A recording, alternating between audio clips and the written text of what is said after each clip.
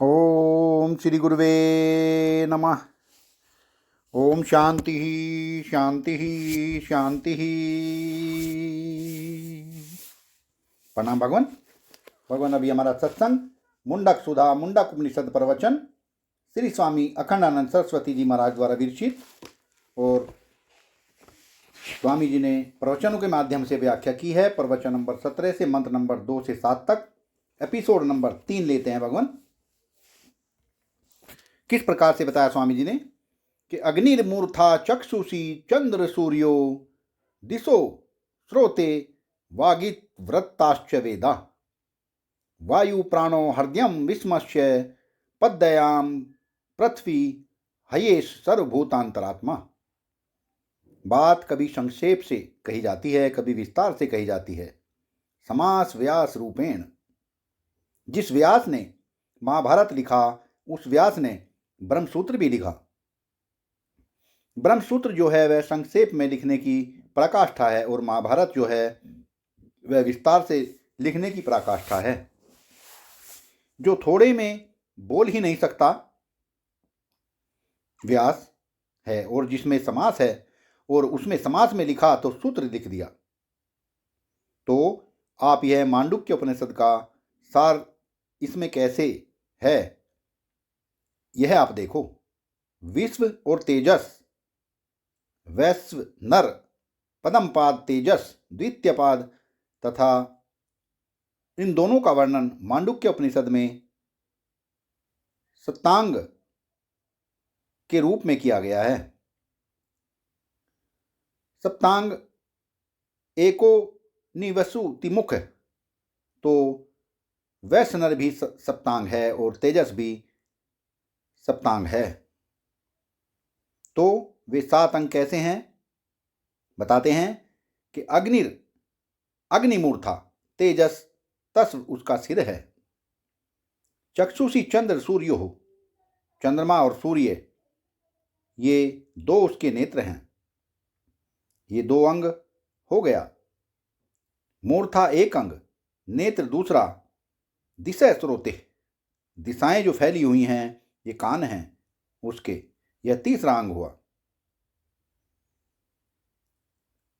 वागीवृत्ता च वेदा, ये जो विवर्त वेद हैं, विवर्त माने जिनको मुंह फैलाकर बोलना पड़े। यह विवर्त, संवर्त, विवाद, संवाद, नाद, घोष, ये सब उच्चारण के भेद होते हैं। आप देखो, बै बोलो बंधन बंधन, और वै बोलो वाद। वाद का वै कहाँ बोला जाएगा और बंधन का बै कहाँ बोला जाएगा। उच्चारण का भेद आपको मालूम होगा। बै ओष्ठ से बोला जाता है और वै य रे ले वे अंतस्थ ये भीतर से बोले जाते हैं। वह भीतर से बोला जाता है और बै बाहर से। तो यह जो वेद है यह भगवान की विवृत वाणी है, बिल्कुल खुली हुई। ये 4 अंग हुआ। वायु प्राणो, हवा जो चलती है यह क्या है कि यह ईश्वर की श्वास है। हृदयम विस्मश्य, और यह विश्व क्या है कि भगवान का हृदय है। और पदम्भ्याम पृथ्वी, और पांव की धरती। एस सर्वभूतांतरात्मा विराट, यह विश्व विराट के रूप में परमात्मा। इसमें वैश्व नर और तेजस दोनों का वर्णन है। यह परमात्मा जो है यह दोनों हैं, लेकिन इनमें जो अंग का वर्णन है उस पर ध्यान दो। हृदयम विस्मत्स्य, संपूर्ण विश्व इसका हृदय है। यह बात कैसे बोली जाएगी।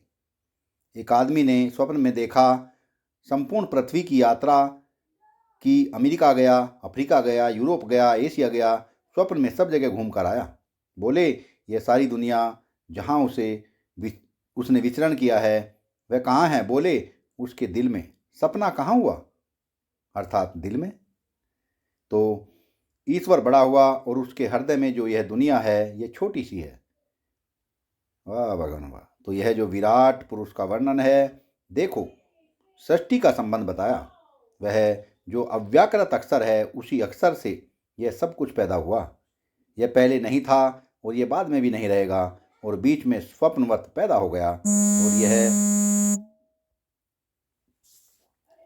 और यह सप्तांग है।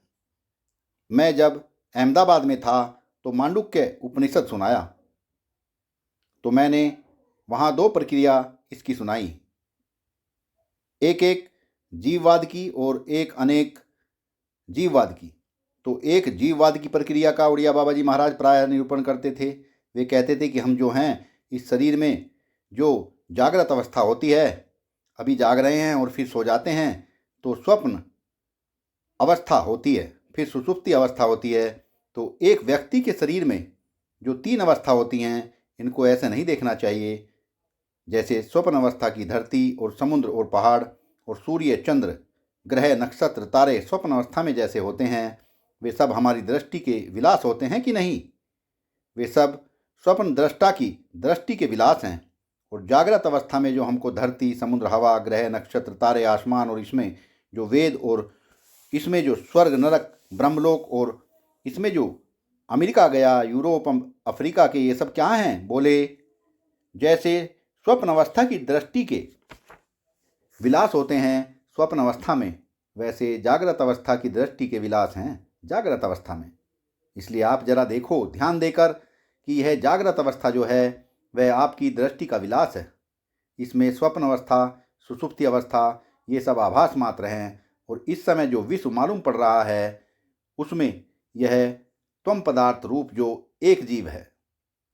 अग्निर्मूर्था चक्षुषी चंद्र सूर्यो, अग्नि इसका मूर्धा है और चंद्रमा सूर्य इसके चक्षु हैं, और दिशाएं कान हैं, और वेद जो हैं वे वाणी हैं, और वायु प्राण है, और संपूर्ण विश्व हृदय है, और धरती पृथ्वी पांव में है।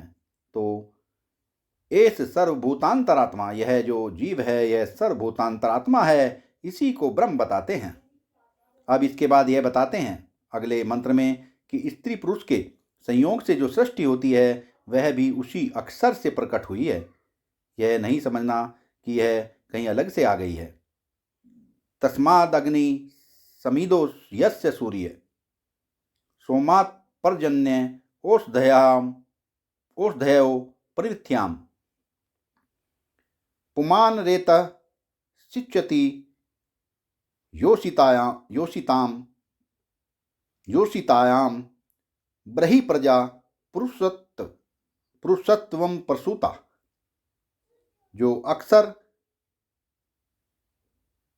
देव प्रजा सृष्टि, अक्सर देव विराट उत्पत्ति, क्या क्या समझाया आपके ध्यान में होगा। एतस्मा जायते प्राणः, माने प्राण, मन, इंद्रिय और पंचभूत ये उसी अक्षर से पैदा हुए। एक बात बताई। और फिर यह विराट जो विश्व सृष्टि है यह उसी से पैदा हुई, यह बात बताई। अब बताते हैं यह जो प्रजा सृष्टि अलग अलग मालूम पड़ती है यह भी उसी से मालूम पड़ती है। तस्माद अग्नि समीदो यस्य सूर्यो, उसी से यह पंचाग्नि के द्वारा जितनी भी सृष्टि होती है वह सब उसी से होती है। इसको पंचाग्नि विद्या बोलते हैं। छांदोग्य उपनिषद में इसका विस्तार से वर्णन है। सत्संग को विराम देते हैं भगवान, आगे का सत्संग कर लेंगे। प्रणाम भगवान।